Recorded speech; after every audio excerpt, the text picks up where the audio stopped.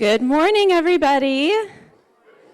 Welcome to you who are joining us on Facebook. There's still really loud music playing in my ear. A nice fade. Perfect. Hi, welcome. My name is Mallory Redmond. I am the campus pastor here at City Church, where our purpose is to help people experience the fullness of God's love through relationship.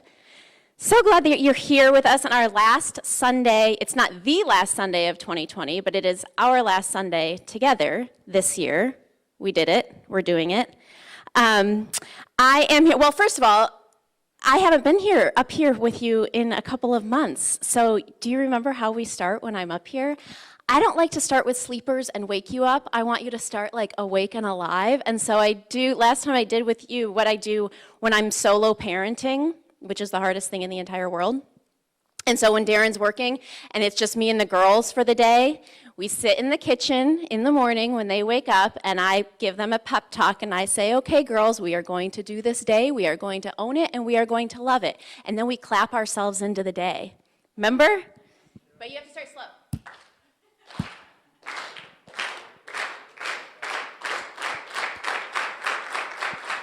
How alive do you feel? Oh my gosh, okay, we're so ready to go.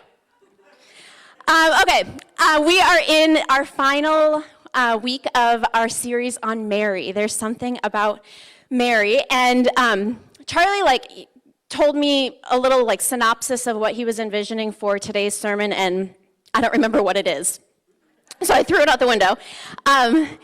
Because the more that I kind of sat with the passage, the more that I just wanted to do sort of more of an overview on Mary's, particularly her, the yes that she said to the Lord, and how she said it, and not only that she said it, but how she said it.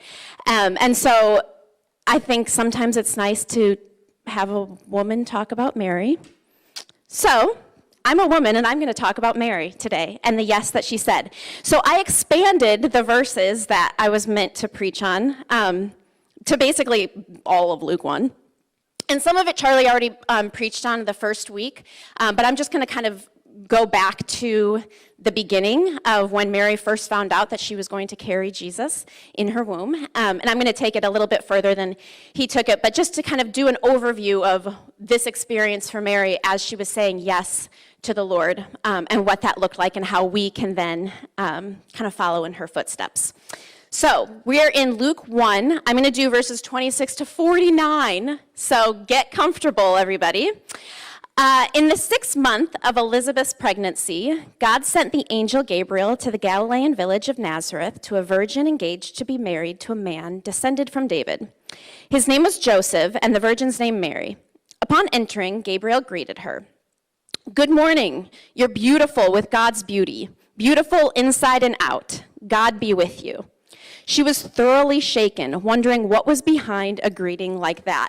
Which, okay, first of all, of course she was, because anytime somebody comes up to you and is like, you're beautiful, great job doing whatever you're doing, your first thing is like, what do you want?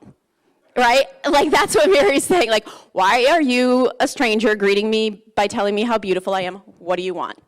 Spot on, Mary. I totally understand. The angel assured her, Mary, you have nothing to fear. God has a surprise for you. You will become pregnant and give birth to a son and call his name Jesus. He will be great, be called Son of the Highest. The Lord God will give him the throne of his father David. He will rule Jacob's house forever, no end ever to his kingdom. Mary said to the angel, but how? I have never slept with a man. And the angel answered, the Holy Spirit will come upon you. The power of the highest hover over you.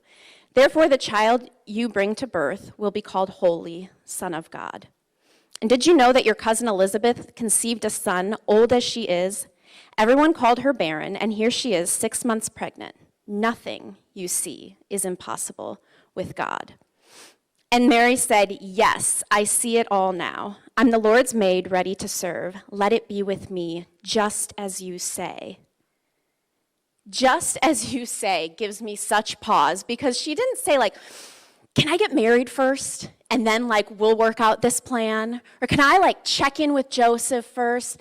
Can I give my family a heads up first, or my friends, or my job, that like all of a sudden I'm gonna be pregnant and I'm a virgin? She just goes ahead and says, just as you say. And then the angel left her. Kind of abrupt, in my opinion, but okay, so the conversation is over. So first of all, Mary's like 15 years old. Like the maturity that she has to respond in such a way, like when I was 15, I remember there was a time, my mom loves this story, where I left the house and I think I was wearing shorts or something that she felt were too short. And so as I left the house, she just made a comment like, those are kind of short. And I left the house, I made it to the end of the driveway, and I felt convicted. And so I was like, oh. And I ran back in the house, and I was slamming doors, and I said, this is all your fault. And I changed my shorts to make them longer, or put pants on, or whatever. Mary, on the other hand, is a virgin, now pregnant, and she says, okay, just as you say, I am your servant. Whatever you say, let's do it. Like kind of a contrast to 15-year-old Mallory, right? Like this is amazing, and I think sometimes we just like breeze right past it, like, oh, of course, Mary, she's like so meek and mild and beautiful, like, of course she just said just as you say. Like, no, this is a huge deal. She said, okay, let it be with me just as you say. The angel left her. Okay, so now this is the verses I'm supposed to preach on. Now I'm getting started.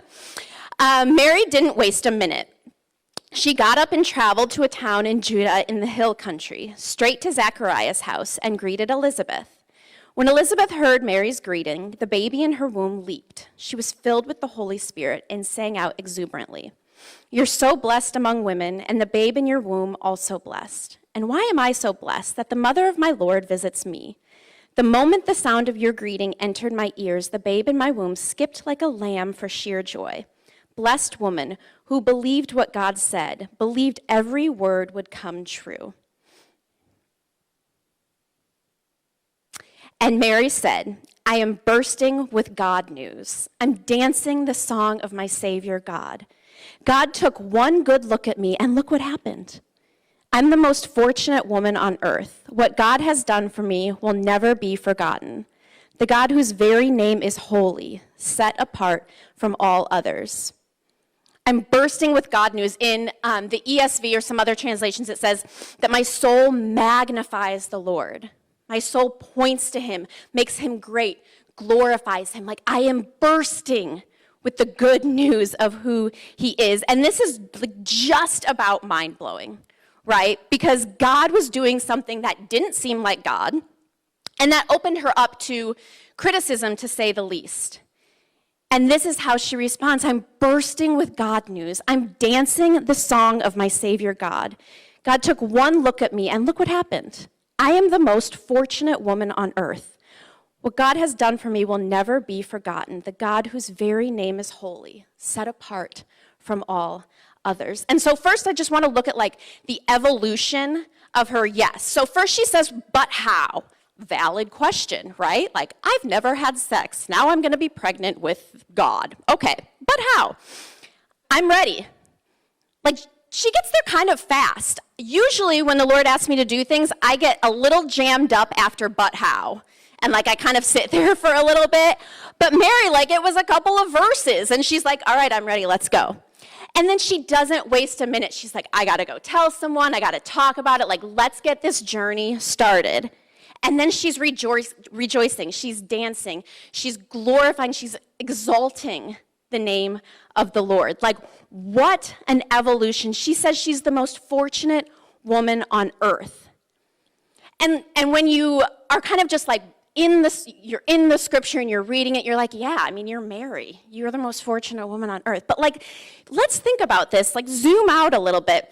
Not only was her current reality really difficult, right? Like she had the potential rejection from her fiance, the man that she loves, her family, her friends, potentially spoiling completely her reputation in her community. And like, I think we gloss over just the pain of pregnancy.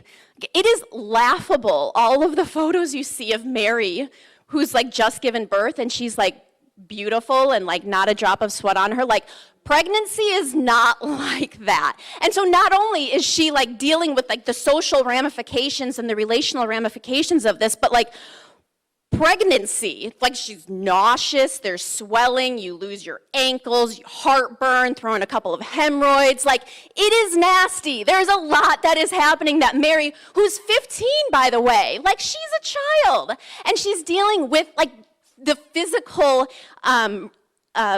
effects of pregnancy. And so that was like the current reality, right? Let alone the future reality. She says, I'm the most fortunate woman on earth. And among other things, she has a front row seat to her son's execution.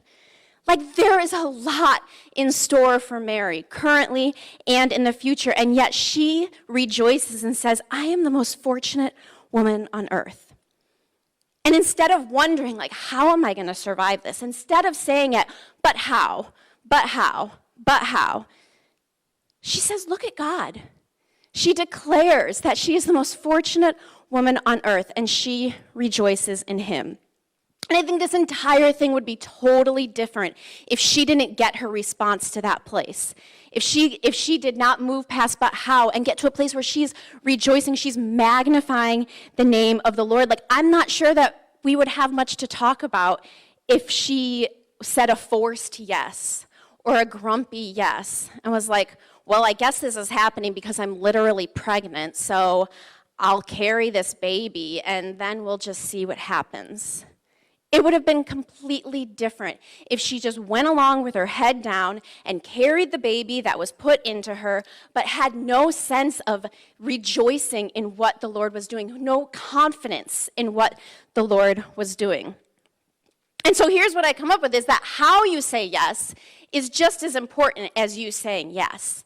Because she could have just like gone along with it and said, okay, not gone and told people, not rejoiced in the Lord, not use this as an opportunity to bring glory to his name and say like, the Lord is doing something, the Lord is doing something, the Lord is doing something. She didn't have to be celebrating him in this. Like, she got a pretty tough deal in this. And she used it to glorify him. So first I want to say like that she said yes. Right? Like, let's forget how she said it, which is amazing in its own right, but just that she said it. How did she even say yes as a 15-year-old engaged to be married in this culture that does not look very highly upon women? And now all of a sudden she's pregnant. She was positioned to receive this because she had already made space for the Lord to be in her.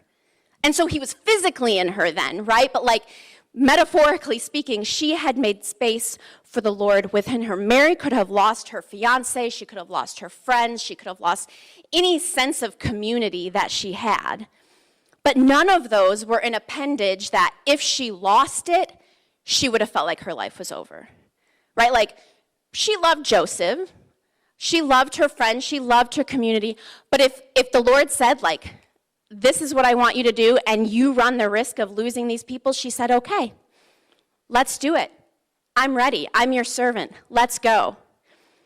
And so how do you have space to carry God in you when you are so consumed with your spouse, when you're so consumed with your finances, when you're so consumed with your kids that you can't even hear or think of the Lord doing anything that runs the risk of him being higher than them? Right? Like, how do you even, if your entire life revolves around a person or a social status or a thing, like, how in the world is the Lord going to reside within you?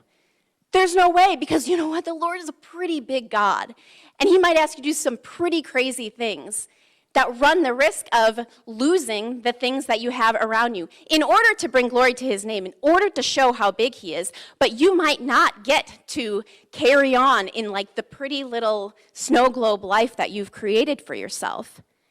Mary gave it all. She said, okay, I might lose Joseph, I might lose my friends, I might lose everything, but this is what the Lord is asking of me. And so quit riding around on the coattails of your spouse or your kids or your job or your house or your finances. Because the Lord could ask you to do something that takes all of that away. And if you say no, you're going to have kind of a boring life. It's not going to be something that we're going to end up talking about, right? Because your life is telling the story of what you magnify. And Mary magnified the Lord. She said, this is all about him, whatever he wants me to do. And you can tell, right, when a person's life sort of magnifies their spouse or magnifies their kids or their grandkids or their social standing. You can tell. And with Mary, she just said, like, whatever you want. I'll lose it all. Because if you want to reside in me, physically or otherwise, like, that's what I want. And so Mary created and kept space for the Lord to reside. Merry Christmas from the Larson kids. My sister is holding our dog Toto, which, how creative are we? We watched The Wizard of Oz, obviously. And we would always fight over who got to sleep with Toto every night. And I never won the fight. Every once in a while I would, but my brother usually won. But every night I would keep a space on my bed for Toto just in case I got to sleep with her, or just in case she would like come into my room in the middle of the night because we had a bond. And so I would keep space in my bed. I would put out a blanket at the foot of my bed, and I would just like wait, essentially, for her. And this, I think, is like kind of a picture of what Mary did. It's like, I'm going to keep space in my life. I'm going to love these people. I'm going to love these things. I'm going to do what I love. But if the Lord asks me for something that could risk me losing them, then so be it. Because I want my life to be taken up by him. And so our daughter, Evie, she wants every single thing in her bed with her, like every single thing in her bed.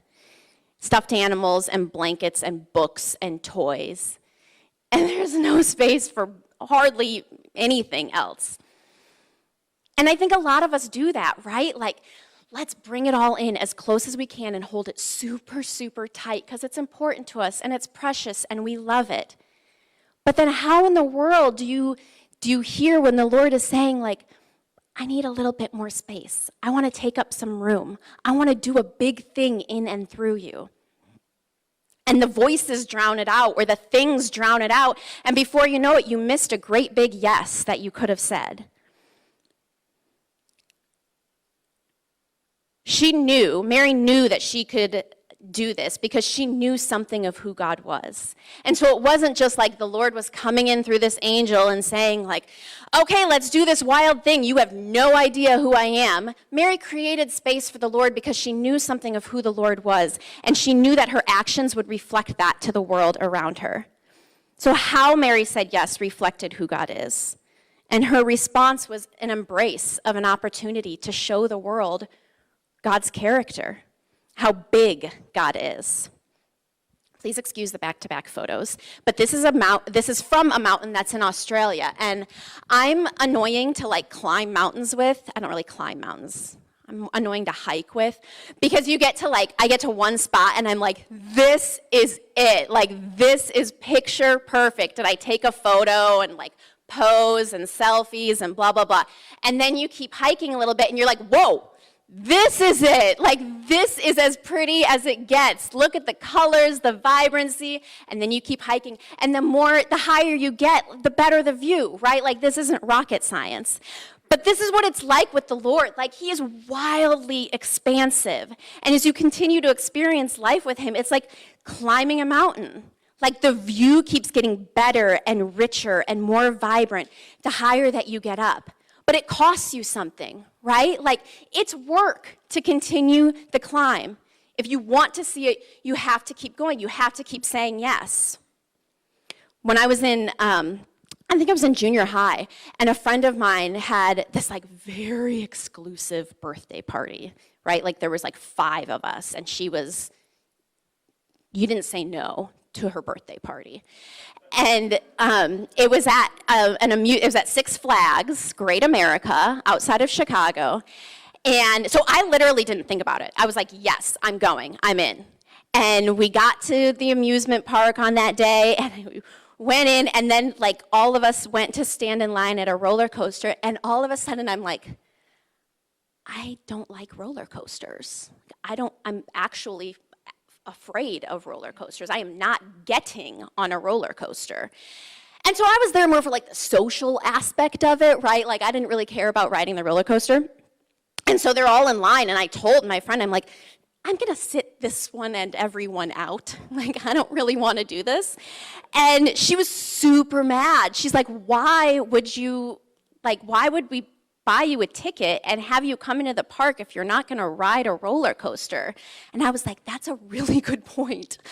Because I want you to be my friend. Like, I don't have another answer for you.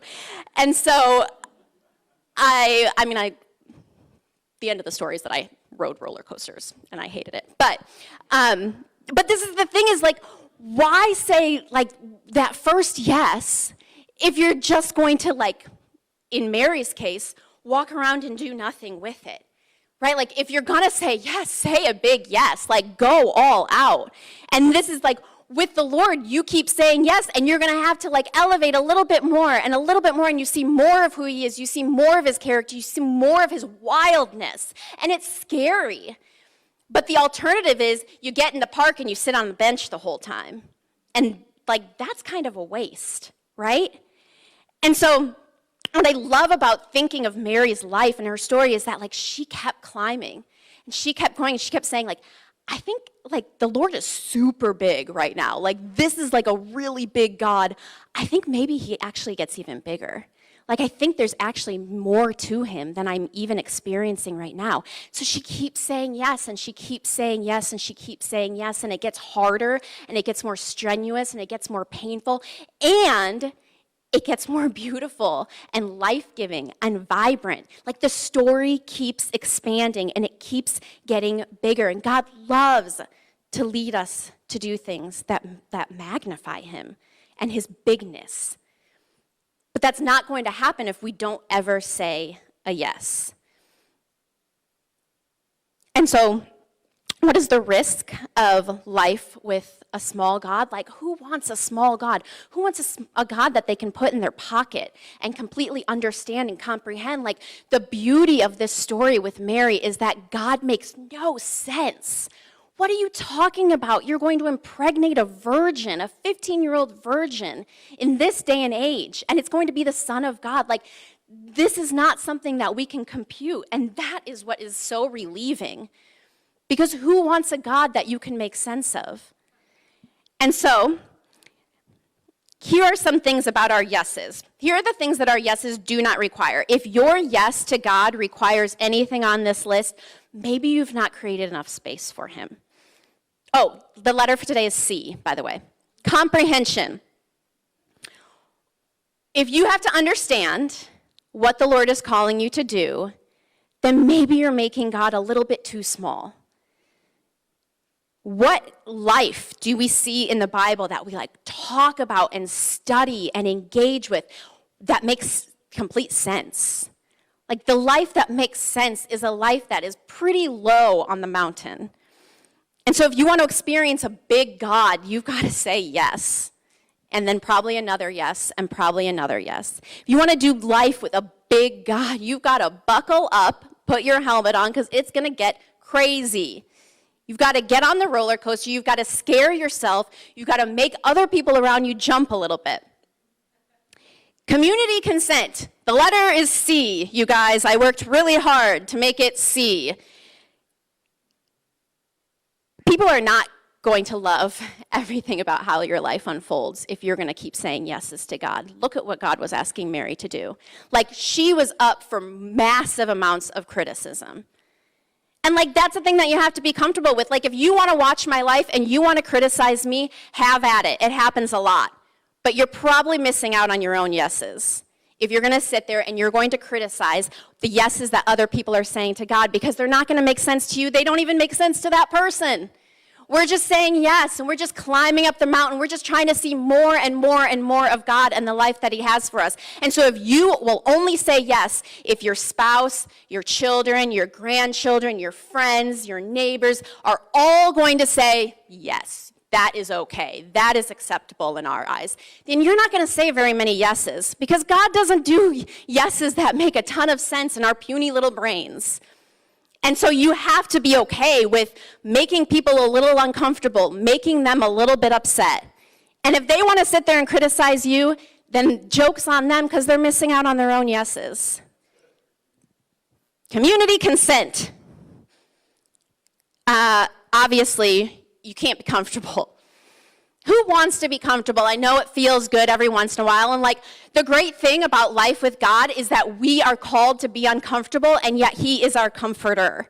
And so you can get out of your box and you can get really uncomfortable, and you're doing it with like the God of the universe. There's nothing better. But you're not going to be able to just like slide through life really comfortable in your squishy little house with your warm blankets and your fireplace and your snow globe life. You're going to have to get uncomfortable, and it might get a little ugly, it might get a little messy. You might get a couple of hemorrhoids.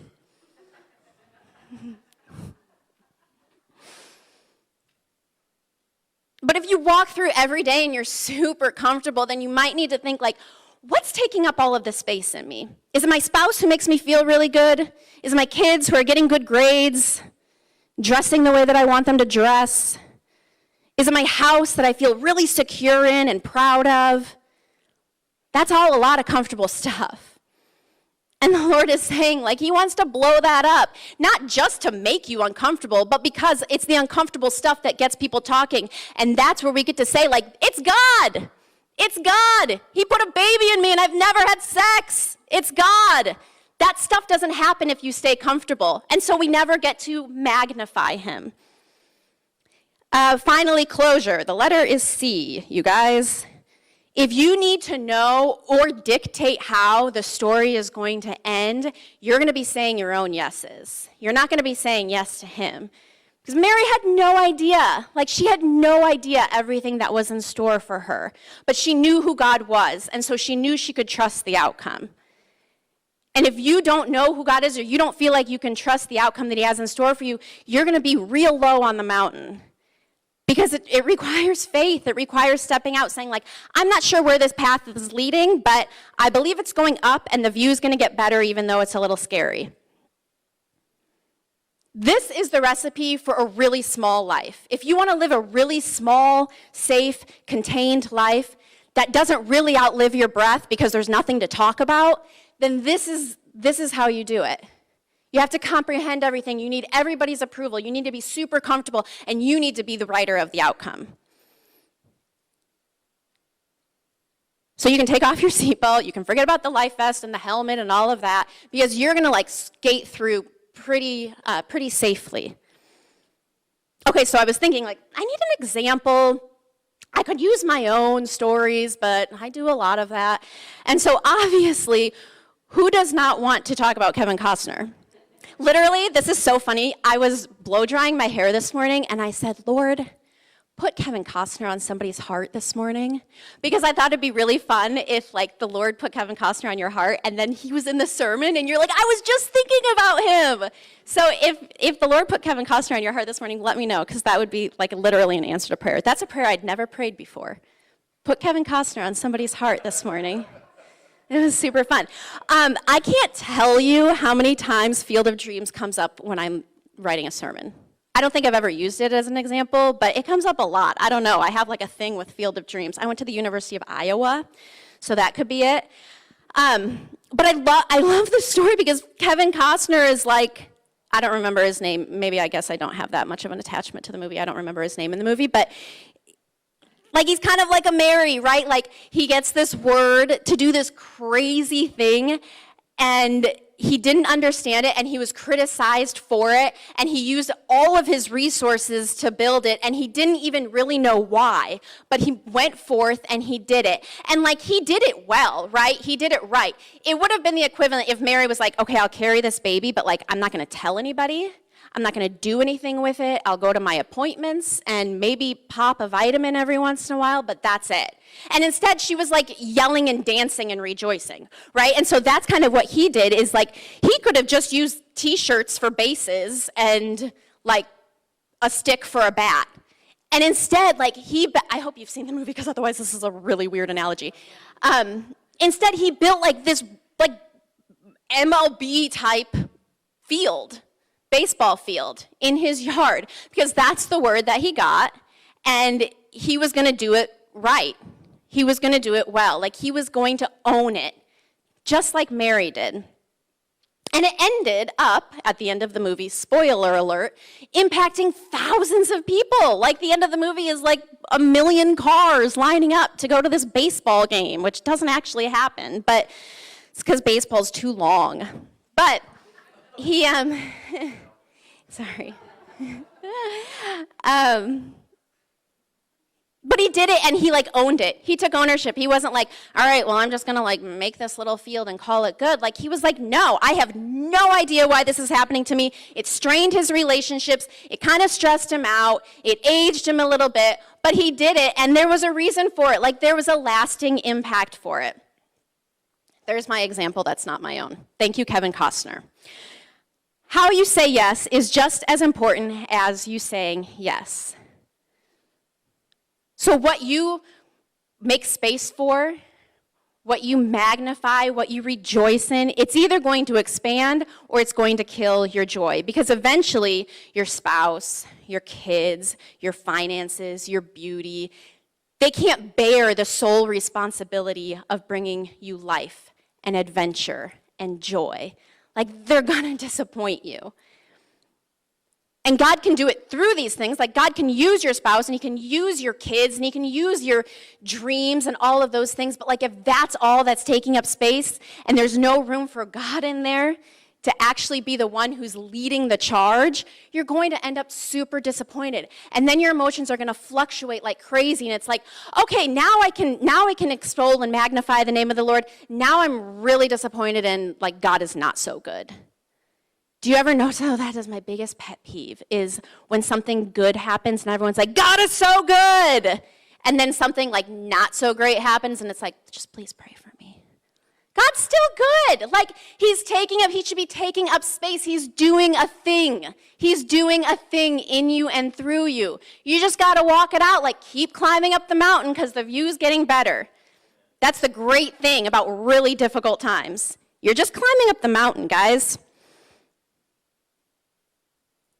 Mary's magnification of him allowed her life to reflect who God is. This big, expansive, wild God. And the more she heard, the more she said yes to God. The more she said yes to God, the more she could rejoice in him. She knew who he was. She knew his character.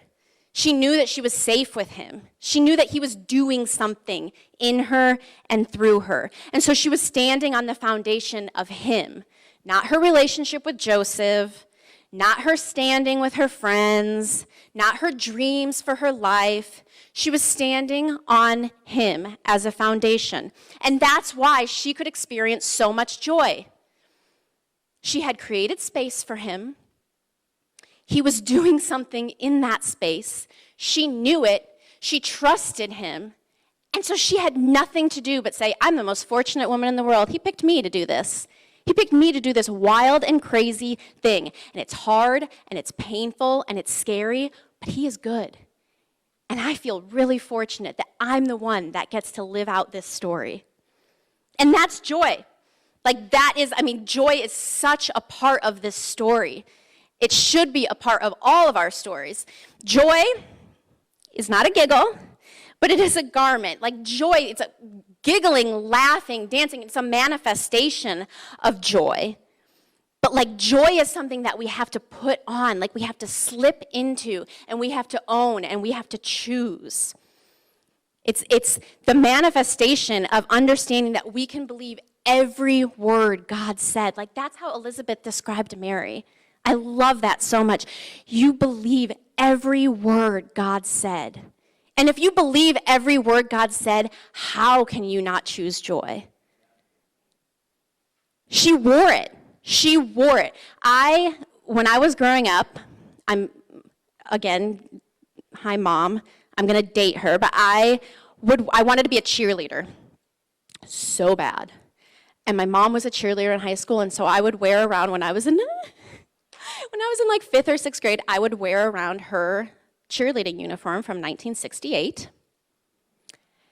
Age is just a number. I would wear it around the house, and like every time I put it on, it was like I couldn't help but like kick and cheer and scream and jump all around the house. And like, this is the picture that when we choose to step into joy, it's like you cannot help but like own that garment. You cannot help but rejoice and dance and sing and jump because you're wearing it. Like it is on you. It is a part of you. It is in you. And so Mary decided, like, okay, this is my story. This is what's happening. I'm going to rejoice. Why mope around? Like, nobody wants to hear that story. And so I'm going to own this. And I'm going to be joyful because I know who God is. Yes, yes, saying yes, that's what writes the story, right? Like, if there is no yes, there's no story to tell. Not a very good one anyway. And so she said yes, and that was an invitation like, okay, God, yes, let's do this thing. Let's write this together. But you can't stop at the yes, right? Like, that's just getting into the amusement park. She said yes, and that wrote the story, and then she experienced joy, and that's what tells the story. Yes writes it, and that's super important. You got to write the story, but then how are you going to tell it? If you never tell it, then what's the point? Why be pregnant? Why the hemorrhoids? Yes writes the story, and joy tells it. Now, you can tell a story with, what's the opposite of joy? Moping. Your low energy, your depression, your whatever you want to call it. Like, that tells a story too. But that's not really one that we're talking about thousands of years later. That's not really one that tells of who God is. Yes writes the story with him, and then joy is what tells it. You cannot help but have it come out of you. Like, listen to what God is doing. This is crazy. You're never going to believe it. I cannot believe I am the most fortunate woman on earth to get to be writing this story. When I was in high school, I sucked at math. I still suck at math. And my parents got me a math tutor because it was that bad. And my final exam, the end of the year, I set the curve, guys. I aced the exam. And I remember checking my grade and being like, that is not right. There is a mistake. And I went to my teacher, and my teacher's like, you did it. That's right. And I got into my car. I will never forget this. I got into my car, and I drove home, and my tires were screeching in our driveway. Like, the car was not in park, and I was racing out the door of it to tell my parents, I got an A. I got the highest grade in the class in math. We're talking about math here. And that's how Mary is. This is crazy. I am pregnant with the God of the universe, and I'm scared, and I'm in pain, and I'm barfing everywhere. I cannot wait to tell you what is happening. You're never going to believe it. You might even actually judge me for it or hate me for it, but my joy cannot help but tell this story. It's not just a giggle. It's not just laughing and dancing. That's an expression, but it is something that you step into and you own and you say, this is hard, this is a lot of work, this hurts, but this is a story that the Lord is writing in me and through me, and I cannot help but be so pumped about it. So this is going to sound familiar. C is the word of the day, or the letter of the day. Joy does not require, let me know if you've heard this yet today, comprehension. You don't have to understand everything to be joyful about it. Is the Lord in it? Cool. Put on your cheerleading uniform. Super exciting. It might hurt. It's a lot of work climbing up that mountain. Totally worth it. You don't have to get it. Community consent. C is the letter. Your joy does not have to make sense to other people. Evie, the other night, we were at a friend's house, and God love her, she's our 2-year-old, went into their drawer in their kitchen, I think she was unsupervised, and got out this metal colander and put it on her head and was walking around with it and just thought she was the funniest thing in the world, and she was. That is funny. You're funny. And she didn't care. She didn't care what she looked like. She didn't care if she was breaking some boundaries, some social boundaries, whatever. She didn't care. Your joy doesn't have to make sense. People don't have to approve of your joy. This is something that I'm working on very hard, and I'm trying to instill in my daughters, and so I make them dance a lot. I don't make them dance. We dance a lot. When we do the clap to get the day started, and then I'm trying to like survive on my own with them, we do a lot of dancing because I want them to be like, you can love your body, you can have fun, you can dance around. I do it a lot in public, not always comfortable, mostly because I'm like, I wonder what that person's thinking of me. Oh yeah, I don't have to have community consent to my joy. Like, I'm allowed to dance around. I'm allowed to rejoice. I'm allowed to be happy in front of your negative, nasty energy. Because I get to be joyful. Joy of the Lord. It's my strength. Try it. It's super fun. You don't have to care what other people think about you. You can just exalt the Lord. Mary probably looked a little bit crazy sometimes, 15, pregnant, unmarried, and dancing around in the streets. Who cares? It's better than being a mopey butt. That's something I've never said before. I don't know, it's just what came to me. Comfort. Does this sound familiar? Like, your joy doesn't, you don't have to be comfortable in order to experience joy. Okay, let me see. Is everything in place? Yes, okay. Joy. No! It can be messy. Your life can be super messy, and you can be super joyful about it. Why? Because the Lord's in it. He's writing a story in you and through you. Your yes writes the story. Your joy tells it. Story doesn't have to be over for you to start telling it. Mary's story certainly was not over yet. And she was like, let's talk about this. I'm pregnant. How crazy is this? I am the most fortunate woman on earth. And she had a journey ahead of her. She was bottom of the mountain when that happened. And she knew it. And she said, okay, let's celebrate. I'm not comfortable. I have no ankles right now. Let's celebrate. Does this sound familiar? Closure. You do not have to wait to experience joy until you know how the story is going to end. You don't have to. You can't. I mean, what? Your grave is not a great dance floor. You've got to learn how to celebrate and be joyful before you hit the grave. Because this is it. Like, this is the chance that you have. And so if you're going to be a joyful person, if you're going to live into what the scripture says about joy and experiencing it and letting the Lord be your source of joy, this is it. Your opportunity is now. So I don't know what you're waiting for. I mean, I get it. It's hard sometimes. But come on. Like, loosen up, people. This is your only shot. We know what heaven's going to hold. Tons of joy. Why wait until then? Like, this is it.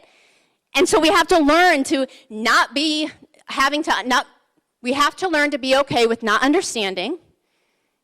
Who cares what people think? We've got that one. You're going to be uncomfortable, and you're not going to know the end of the story. And you know what? You can still feel joy. You can still experience joy. You can still put it on and wear it around like a cheerleading uniform. And own it and love it. This is Barbara Brown Taylor. She is my, I don't know, she's like a grandmother to me. She says, like Mary, our choices often boil down to yes or no. Yes, I will live this life that is being held out to me, or no, I will not. Yes, I will explore this unexpected turn of events, or no, I will not. If you do say yes, you can take part in a thrilling and dangerous scheme with no script and no guarantees. You can agree to smuggle God into the world inside your own body. Like, that wasn't just true for Mary. Like, that is the invitation that we all have. Like, you get to smuggle God into the world. You make space for the Lord, and he's going to come in wild and crazy ways. Virgin birth? Sure, why not? You have to build a baseball field in your yard? Okay, who knows? You have to move somewhere you didn't expect to. You have to say yes to a job you didn't expect to say yes to. You have to leave a relationship that you didn't think you would have to leave. Like, who knows? The Lord is not going to make sense to us all the time. And what do we know? Well, we don't need the comprehension piece. Not to say yes and not to experience joy. If you want a little tiny God that you can keep in your pocket, then you have a really boring life ahead of you. If you want a huge, expansive God that keeps getting bigger and brighter and more vibrant, then you're going to have a really wild life where you're smuggling, you're bringing God into the world through the story of your life. It is agreeing to an adventure with this untamed God, and anything is possible. But it requires something of us. How you say yes is just as important as you saying yes.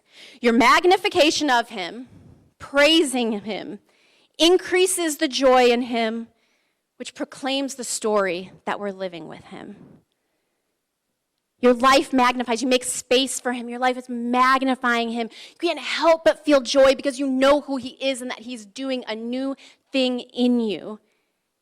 And that's how the story is told, that you are living with him. And I hope that you want your story to be told. Yes writes the story, and joy tells it. Okay, so your life is telling a story. Whether you like it or not, your life is telling a story. I don't know, like, if it's a positive story that you want to be shared throughout the generations, or if it's a mopey butt story, but your life is telling a story, and you're invited to do it with the maker of the universe. And it's going to be interesting, it's going to be difficult, it's going to be painful, it's going to be life-changing, it's going to be more impactful than the one any of us could write for ourselves. And I know some pretty good writers. So, 3 things, and then I'm going to stop. What is taking up too much space for you? You know those, well, I don't know, some fancy people have them at their home. I only use them in hotels, where you sit down at a mirror, like at a, it's like a mirror, a mirror, at a table that has a mirror on it. And like one side is a normal mirror, and then the other side is like magnified mirror, and it's always very alarming. I'll be like, oh yeah, I think I look okay. And then you sit down at the magnified mirror and it's like, oh, okay, whoa, those are my pores. Hello, pores. That's kind of like what you hold up to your life. Hold up the pores mirror. I'm like, what do you see the most? Is it your spouse? Is it your kids? Is it the desires that you have for your life that are currently unmet? Is it your financial security? Like, what is it that's the biggest? What do you see when you put yourself in front of that mirror? If it's not the Lord, then you need to take some time to create some space. Loosen up the ties that those other things have on you. They're all good things, but you should be able to go on without them. What's taking up too much space for you? What are you being asked? The Lord's asking you something. Do you know that? Like, the Lord is asking you to do something. Maybe it's not like virgin birth stuff, but the Lord is asking you to do stuff. Some things are going to be bigger than others. But you're being asked to do big things with him. Why? Because he is a God of the universe who wants people to know about him like he wants to. He didn't put you on this earth to do nothing. So he's going to ask you to do something. What are you being asked? Maybe it's 2.5 things. Because the third thing is more like 2B. Do you know that you're worthy of the things being asked of you? Like, that's a real question. Mary was like the prime example. He used Mary because it didn't get much lower than that in the social status. And so don't even tell me that the Lord is going to put you on this earth just to have you sit at the bottom of the mountain. He wants to do big things in you and through you. He did not waste his time creating every piece of you to do nothing with you. He's going to ask you to do things that you're going to have to say big and scary yeses to.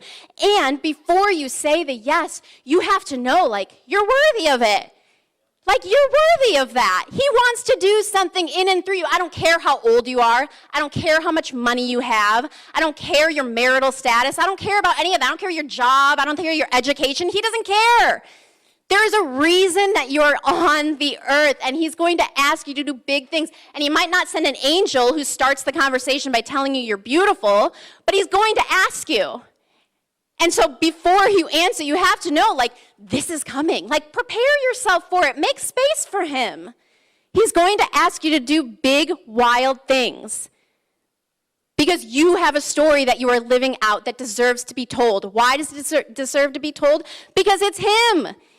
He wants to live through you and do things through you. And he wants to say, hey, Sam, I put you on this earth to impact the kingdom. Hey, Lauren, I put you on this earth to impact the kingdom. There's no kingdom impact if you never hear him ask you things or if you ignore it because you're scared. He's asking you to do things. You got to loosen up the grip other things have on you to make space for him to do those things. You have to listen to what you're being asked, and you have to know, first and foremost, he's going to ask. Why? Because you're worth it. Because you can do big things with him. He wants to write a story with you, and he wants your joy to tell the story. And we're all capable of that. Amen? There's a lot about Mary that we have to learn. I love her. I love her so much. I love how wild she is. I think she gets painted as being pretty tame sometimes, but Mary was a wild woman. And we're being invited into the same story. I'm going to give you, I went really long, shocking. I'm going to give you about a minute to just ask the Lord. You can really ask the Lord whatever you want. The question we pose is, what are you saying to me in light of what I've heard? You could ask him, like, what's taking up too much space? What are you asking me to say yes to? How have I been ignoring that yes? What is the question that's bubbling up inside of you? Ask him that, and then I'm going to awkwardly come back in about a minute because I forgot to get somebody to do the announcements for me. So one woman show today. Ask the question, and then I'll come back up and close us out.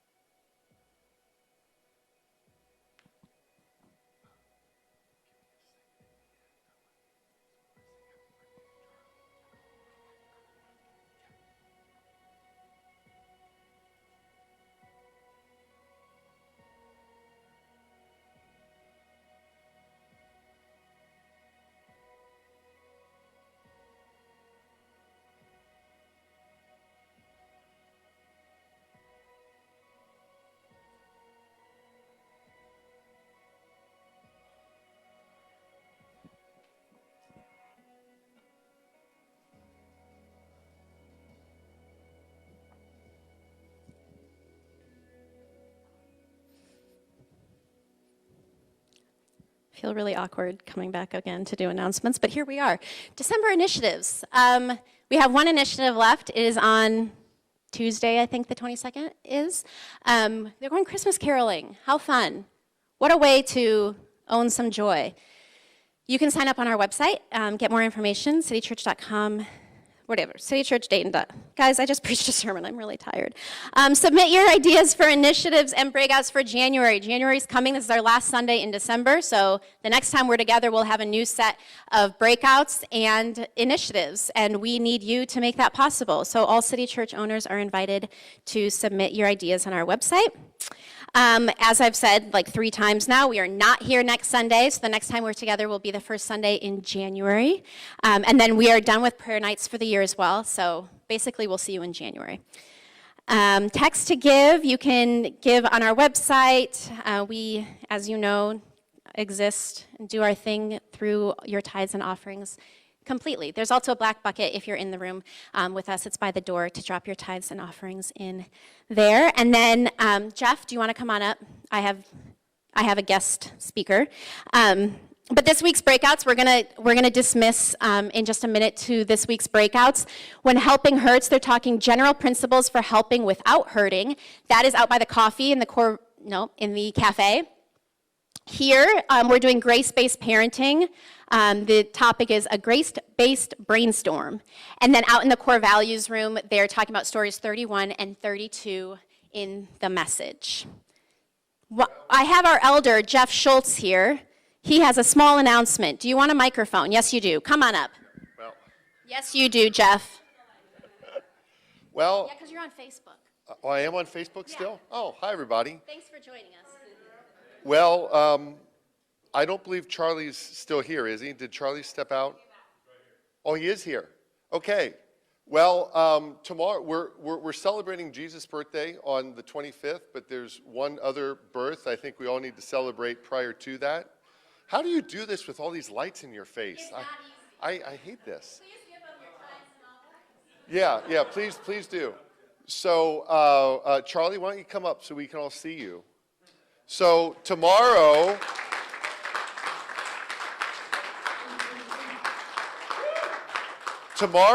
is Pastor Charlie's birthday on the 21st, and let's just say he's 21 and holding. 22 and holding. So let's sing happy birthday to this guy. So can somebody start me? Lindsay, somebody? Yeah, yeah. Birthday to you. Happy birthday to you. Happy birthday, dear Charlie. Happy birthday to you. Woo! You're welcome. You're welcome. You're welcome. Goodbye to everybody on Facebook. We love you all. Merry Christmas. Hello, thank you so much for joining us this morning and for participating in our conversation with your comments and your questions. As always, we would love it if you would share the link to today's message. If you need anything, you want to know more about who we are, you can visit our website at citychurchdayton.com or send us an email to info@citychurchdayton.com. Have a great week.